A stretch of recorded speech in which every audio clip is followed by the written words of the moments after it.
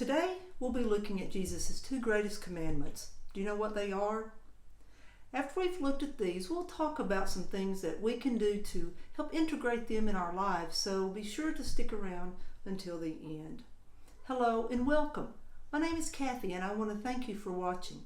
Be sure to hit the like and subscribe buttons and share this video with family and friends. Now let's look at a story in Matthew where Jesus was asked about the greatest commandment. The Pharisees and Sadducees were always trying to catch Jesus with inappropriate behaviors or teachings that were contrary to the law. They were never successful, but they were tenacious. Now, one time when Jesus had gotten the upper hand on the Sadducees, the Pharisees decided they'd give it a go. So a lawyer asked Jesus, "Teacher, what commandment in the law is the greatest?" And Jesus answered, "You shall love the Lord your God with all your heart, all your soul, and all your mind." And even though unsolicited, Jesus gave them the second greatest as well, which he said was like the first. Love your neighbor as yourself.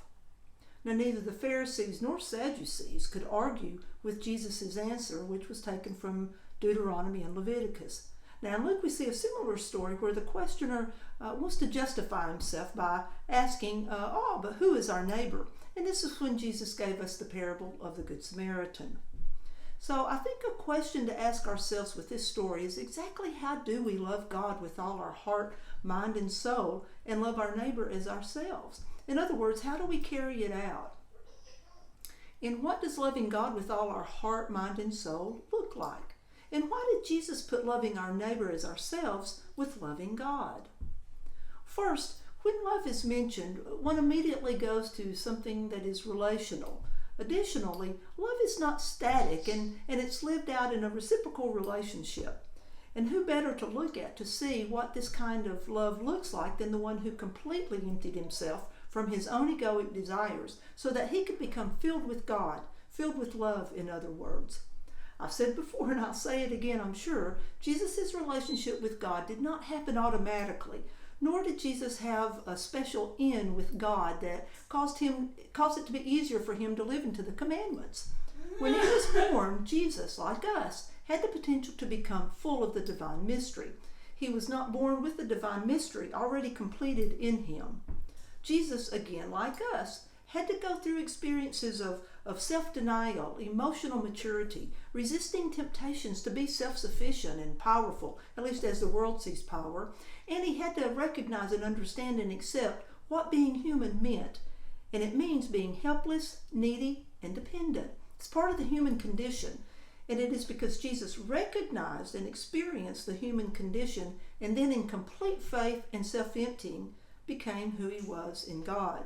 Now, before I move on, I want to emphasize that seeing ourselves as needy or helpless and dependent is not the same as having low self-esteem or not having confidence or seeing ourselves as in a negative, condescending way. In our context today, it means recognizing how all of us are interconnected and how we're dependent on each other, but especially dependent on God, and how we have no control over anything really, except perhaps our own response to whatever situation and condition we find ourselves in. Now back to Jesus and how he was able to love God. We don't really know a lot about Jesus before his teachings and healings. We do read in Luke about Jesus at the age of 12 staying behind in Jerusalem when his parents left for home. When they found him, he simply said, "I must be in my Father's house." But that's about the extent of what we know about him other than the birth story. So at a young age, Jesus was already letting go of things and that he and other 12-year-old boys might do, playing and getting into mischief along the journey, sneaking some extra fruit when no one was looking, or teasing each other as they were maturing. And one can only imagine the positive examples in loving God that Joseph and Mary were. Again, remember, Jesus did not burst forth from the womb ready-made to teach and perform miracles. He grew and matured into this just like other human beings, except Jesus truly made God and God's love a priority. And this is a major point that is not like us. Even when we have strong desires to serve and love only God, we often get waylaid by our own desires and need for power and attention, affection and security. We also get caught up in our cultural norms and don't even realize when we've made a wrong turn that's leading us away from loving God with all our heart. But not Jesus. He was committed to preparing himself for who God intended him to be. And when he was ready, he was baptized and began teaching and challenging others to live into their own relationship with God. And he offered himself as even more than an example. I am the way, the truth, and the life, Jesus says when Thomas asked him how they can know the way. So what exactly was Jesus able to do when he fully gave himself to God? He healed skin disorders. He healed paralysis and fevers, unclean spirits, and he healed people who were far away. He healed blood disorders, to name a few. And Jesus was able to teach in ways that both educated and uneducated were able to hear. And he could see into the hearts of those around him. He could hear what the Spirit had to say. He was able to resist temptations. He brought life to those who were dead, and he fed multitudes. And Jesus walked in kindness, patience, unselfishness, compassion, humility, and he was never jealous, nor did he insist on his own way. He was able to bear all things, believe all things, hope all things, and endure all things. And he was confident in his reciprocal love between he and God. For me, Jesus' kenosis, or self-emptying, is one of the most challenging things to live into. But when lived into, everything else follows. And then, what does it even mean to self-empty, to go to God open-handed and maintain this stance? One way maybe to help us answer this is to look at what might prevent us from following Jesus' example. I know for me, sometimes I just don't want to do something if it inconveniences me, or if it takes me away from something that I want to do. In other words, I'm selfish. And then sometimes it just feels good to talk about someone, even though I may not even realize what I'm saying is actually a judgment, especially if it's become a habit. And I may not even realize how I feel kind of good or feel better about myself or like I have an upper hand. I may not even realize all that. Or perhaps it's blaming someone else for my feelings or a situation that I'm in rather than owning my part in my own life. And then there's the socially acceptable, I'm only human mantra. There are so many reasons I don't live into Jesus and the commandments, but none of them are very good reasons. But the best thing about all this is we daily make adjustments. We learn more about ourselves, our own motivations, and areas in which our ego still rules. And even Paul, after his initial experience with Jesus, had to do all these things as well. And like Paul, we draw from the ever-present grace from God that enables us to do these things, including dying to self in order to be born again into spirit, into life. And in the end, it is grace that will bring us into that new birth, the growth and transformation in the one whom we want to live and move and have our being.